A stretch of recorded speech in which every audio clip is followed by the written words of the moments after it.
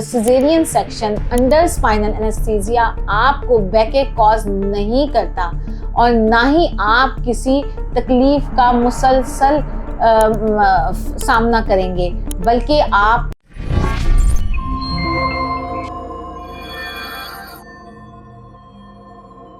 अस्सलाम वालेकुम। डॉक्टर सुंबल अफजल आज अपने पेशेंट्स के साथ बड़ा ही इम्पॉर्टेंट टॉपिक डिस्कस करने जा रही हैं। यानी लोग मुझसे पूछते हैं कि डॉक्टर साहब, अगर हमारा ऑपरेशन किसी वजह से भी हो रहा है तो क्या ये मुमकिन है कि हमें पूरा बेहोश किया जाए?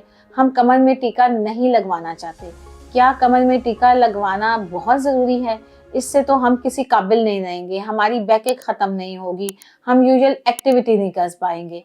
तो मैं आपको बताना चाहती हूँ कि कमर में टीका लगवाना बिल्कुल माँ और बच्चे दोनों के लिए ही फायदेमंद है।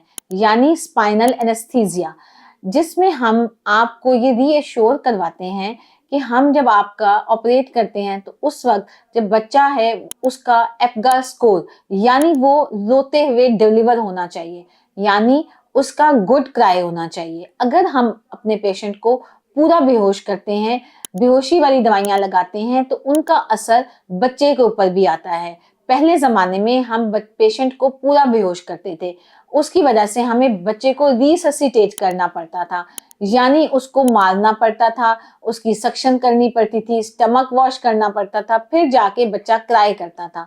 तो इसकी वजह से बच्चों में लंग्स की प्रॉब्लम बहुत ज़्यादा डेवलप हो रही थी। मगर अब जब से जदीद दौर है, इसमें बहुत ज़्यादा मॉडिफिकेशन हो गई हैं। उसमें हमारे एनेस्थीसिया वाले प्रेफर करते हैं और हम भी प्रेफर करते हैं कि पेशेंट के लोअर हिस्से को सुन कर दिया जाए, और उसका बेस्ट तरीका है स्पाइनल एनेस्थीसिया। डोज देके बहुत ही बारीक नीडल के थ्रू, जो कि हेयर जैसी होती है, उसके थ्रू हम मेडिसिन इंजेक्ट करते हैं और पेशेंट का लोअर पार्ट बिल्कुल सुन हो जाता है।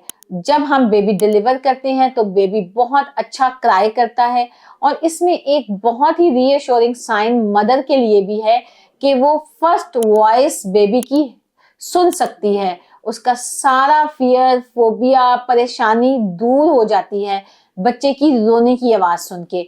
और बच्चे के लिए ये सबसे फायदेमंद है कि वो 100% ऑक्सीजन इनहेल करता है रोने की वजह से, और उसके लंग्स उसी वक्त डेवलप हो जाते हैं, क्योंकि बच्चा ड्यूरिंग माँ के पेट में सिर्फ लाइकर, जो माँ का पानी है, उसी को पीता है और यूरिन के थ्रू एक्सक्रीट करता है।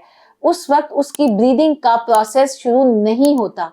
आफ्टर बर्थ जब वो फर्स्ट ब्रीदिंग स्टार्ट करता है और उसके लंग्स इन्फ्लेट होते हैं, तो तब ही वो बहुत सारी बीमारियों से बचता है। और जितनी अर्ली वो क्राई करेगा उतना ही अच्छा उसका लंग्स का स्टेटस रहता है, वो इन्फेक्शन से बच सकता है। इस वीडियो के थ्रू मैं आपको ये इंफॉर्मेशन देना चाहती हूँ कि caesarean section under spinal anaesthesia आपको बैकएक कॉज नहीं करता और ना ही आप किसी तकलीफ का मुसलसल सामना करेंगे, बल्कि आप अर्ली रिकवरी फेस करेंगे। मतलब हम 6 घंटे बाद अपने पेशेंट को कहते हैं कि आप अपनी करवट चेंज करना शुरू कर दें, लिक्विड इनटेक लेना शुरू कर दें, और 12 आवर के बाद उसका जो कैथेटर बैग है वो भी रिमूव कर देते हैं और अर्ली मोबिलाइजेशन को एनकरेज करते हैं, यानी जल्द अज जल्द वो हल्का फुल्का चलना फिरना शुरू कर देता है। ये सारे फवायद सिर्फ इसी वजह से हैं कि हम पेशेंट की कमर में इंजेक्शन लगाते हैं। एक्चुअली ये एक मिथ है कि कमर में टीका बैकएक का सबब बनता है। बिल्कुल ऐसा कुछ नहीं है। अगर ख़वातीन अपना कैल्शियम इंटेक अच्छा रखेंगी, मतलब अपनी खुराक में 2 ग्लास दूध के ऐड कर लेंगी, तो आपको कभी भी बैकएक का सामना नहीं करना पड़ेगा, और आपका बच्चा भी हेल्दी होगा और आपकी रिकवरी भी अच्छी होगी, और आप बहुत सारे मसाइल से बच सकते हैं, खुशगवार जिंदगी गुजार सकते हैं। शुक्रिया। मेरी वीडियो को लाइक करें, सब्सक्राइब करें, ताकि दूसरे लोग जो ये फियर और फोबिया डेवलप कर चुके हैं वो भी इससे बच सकें।